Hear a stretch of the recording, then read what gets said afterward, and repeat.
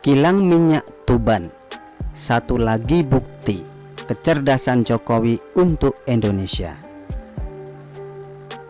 Rabu, 18 Mei 2016, Presiden Jokowi menghadiri KTT ASEAN Rusia di Sochi, Rusia selama 3 hari di Rusia. Jokowi yang didampingi beberapa menteri bertemu dengan banyak tokoh penting di Rusia, mulai dari tokoh-tokoh di pemerintahan Rusia sampai para pembisnis dari perusahaan multinasional di Rusia. Hari pertama, Jokowi diterima Presiden Putin di Istana Musim Panas Bokharov Ruhi.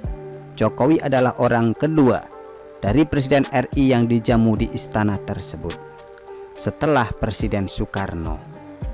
Hal ini juga sebagai sinyal bahwa Rusia menghormati Jokowi sebagai seorang pemimpin yang mempunyai integritas tinggi terhadap bangsa dan negaranya.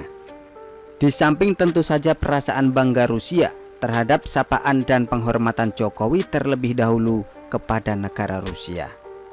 Di hari kedua, Jokowi bertemu dengan beberapa pembisnis Rusia.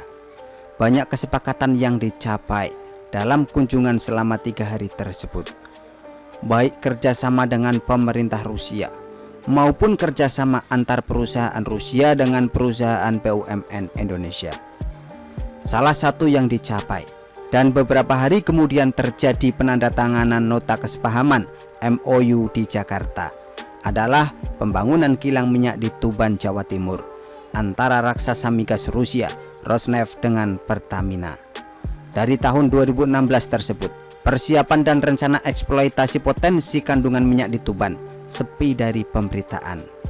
Sampai pada akhirnya, masyarakat dan media kaget dengan viralnya penduduk 3 desa di Tuban yang ramai-ramai memborong mobil baru karena telah menerima ganti untung atas pembebasan lahan milik mereka oleh PT Pertamina Rosneft. Harga tanah yang telah disepakati sebesar 675.000 per meter ternyata memunculkan jumlah uang fantastis yang diterima para pemilik lahan. Tercatat bahwa rata-rata pemilik lahan mendapatkan 8 miliar rupiah. Dengan transaksi tertinggi diterima salah satu warga sebesar 26 miliar rupiah karena memiliki lahan yang luas. Viralnya pemberitaan borong mobil baru oleh penduduk di Tuban tersebut kemudian membuka tabir tentang dimulainya pembangunan kilang minyak oleh PT Pertamina Rosneft yang akan menjadi salah satu kilang minyak paling canggih di dunia. Jenis proyek New Gross Road Refinery dan petrochemical ini, mayoritas saham tetap dipegang oleh Pertamina sebagai bentuk dari sebuah kedaulatan negara. Sebagaimana instruksi dari Presiden Jokowi, perusahaan dari Rusia Rosneft diberikan kepemilikan saham sebesar 45%, sementara 55% milik Indonesia melalui PT Pertamina. Ditarget mulai berproduksi di tahun 2026. Kilang minyak ini membutuhkan dana investasi sebesar 15-16 miliar dolar Amerika Serikat, mampu menghasilkan minyak sebesar 300.000 barel per hari dengan gasolin dan diesel sebesar 30 juta kiloliter per hari.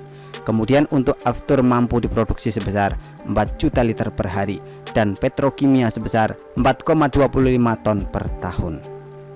Proyek program infrastruktur kemandirian dan ketahanan energi nasional ini akan mengurangi impor BBM, di mana kebutuhan BBM Indonesia saat ini mencapai 1,5 juta barel per hari. Sementara kapasitas dalam negeri saat ini hanya mampu memenuhi 700-800 barel per hari. Setelah kilang di Tuban berproduksi, kebutuhan impor BBM Indonesia akan berkurang secara signifikan. BBM yang dihasilkan di kilang Tuban direncanakan memiliki standar terbaik, yaitu Euro 5. Sementara penyerapan tenaga kerja saat pengerjaan konstruksi membutuhkan 20.000 orang dan 2.500 tenaga kerja saat kilang sudah mulai beroperasi. Realisasi pembangunan kilang minyak di Tuban ini mengingatkan kita kepada teguran Jokowi kepada para pembantunya terkait tidak segera terrealisasinya kilang minyak yang sudah diinisiasi dan dimotori oleh presiden di Rusia tahun 2016 silam. Presiden Jokowi mengaku sudah cukup lama menunggu penyelesaian kilang tersebut.